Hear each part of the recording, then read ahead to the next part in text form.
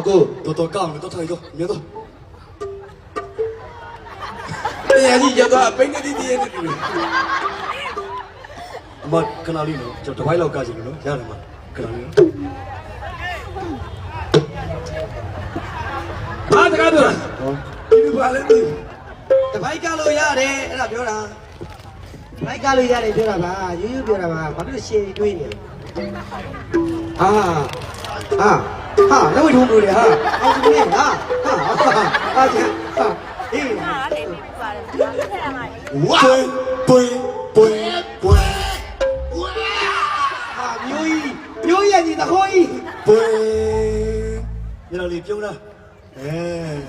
ပြုံး ပြုံးသားပါဆိုတော့စောက်ကွက်ပြန် အမေခေါင်းကြီးနဲ့မီးတွေကနေထွက်ဟုတ်လားကလေးမွေးလာလား9ရက်လောက်ရှိ